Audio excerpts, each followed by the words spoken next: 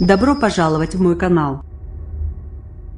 Macron vante la France attractive copyright POLAFP. Pascal Rossignol. Emmanuel Macron a vanté lundi le Made in France en saluant la décision de Toyota d'investir 300 millions d'euros dans le Nord, avant d'accueillir 140 dirigeants de grands groupes étrangers à Versailles. Avec ces deux événements organisés juste avant l'ouverture du Forum de Davos, où il se rendra mercredi, le président veut montrer que sa politique pro-entreprise attire les multinationales.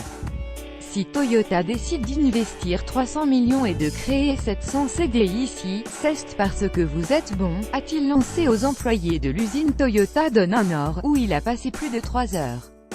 Cet investissement est destiné à moderniser le site et réaliser les aménagements indispensables, en particulier des ateliers d'emboutissage et de carrosserie, a ensuite expliqué le directeur de l'usine, Luciano Biondo.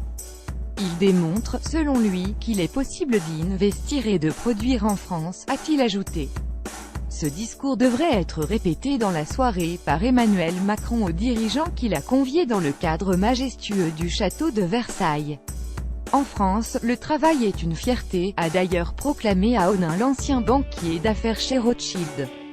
Parmi les invités de Versailles, figurent des patrons de géants américains, chinois et européens, comme Coca-Cola, Facebook, Sheryl Sandberg, Google, Goldman Sachs, UPS, Alibaba, Bosch, Saps, Ikea, Barilla, Siemens, Volvo ou Rolls-Royce. Plusieurs d'entre eux ont participé à un déjeuner avec le Premier ministre Édouard Philippe, au cours duquel ce dernier a répondu à leurs questions sur les réformes en cours, la fiscalité, ou l'éducation. C'est important de montrer ce que nous avons fait depuis l'élection présidentielle et d'annoncer ce que nous allons faire, a expliqué l'Élysée. Image améliorée. Plusieurs groupes doivent annoncer de gros projets d'investissement en France, 5 significatifs dans l'industrie et le numérique et près d'une dizaine d'autres de taille moyenne. Facebook a ainsi annoncé le lancement de 2 programmes de formation au numérique pour 65 000 personnes et un investissement de 10 millions d'euros dans l'intelligence artificielle. Le groupe pharmaceutique suisse Novartis devrait confirmer 900 millions d'investissements en France, notamment en Alsace. Emmanuel Macron s'envolera ensuite mercredi pour Davos, où il plaidera pour une mondialisation mieux organisée, avec une vision politique mondiale, selon son entourage. Le chef de l'État veut capitaliser sur l'amélioration de l'image de la France.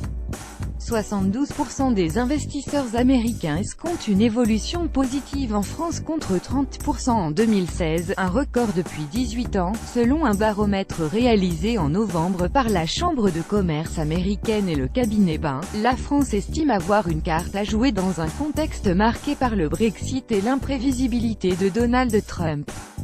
Elle tente d'attirer à Paris les banques internationales qui voudraient quitter Londres, grâce à un allègement des indemnités de licenciement des traders. Tout ne relève pas d'un effet Macron. L'année 2016 avait enregistré 1117 investissements physiques étrangers en France, 16%, un record depuis 10 ans, selon Business France, l'organisme de promotion de la France à l'international. Mais ces investissements créent moins d'emplois. Seuls 30 108 emplois ont été créés ou maintenus grâce aux capitaux étrangers en 2016, 11%. De plus, les géants américains du numérique, s'ils investissent en France, échappent largement à l'impôt sur les sociétés, ce contre quoi Paris tente de mobiliser ses voisins.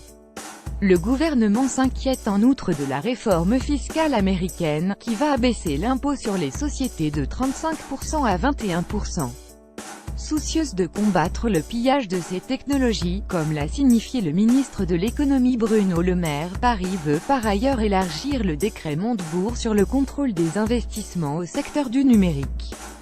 À l'usine d'Onin, les employés se félicitaient des investissements à venir. C'est tout simplement magnifique en France, c'est tellement rare, a déclaré Philippe Christman, 56 ans, chef de chantier mécanique dans la société sous-traitante Schuller.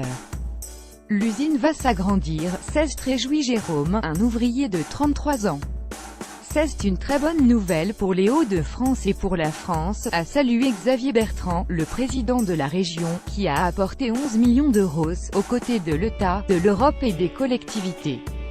Mais pour Éric Pecker, secrétaire général CGT Toyota, la somme investie ne représente rien pour un groupe comme Toyota. Ce groupe et Macron utilisent les ouvriers et les chômeurs pour s'offrir une campagne de pub gratuite, a-t-il dénoncé. 22012018 175 119 Paris AFP Copyright 2018 AFP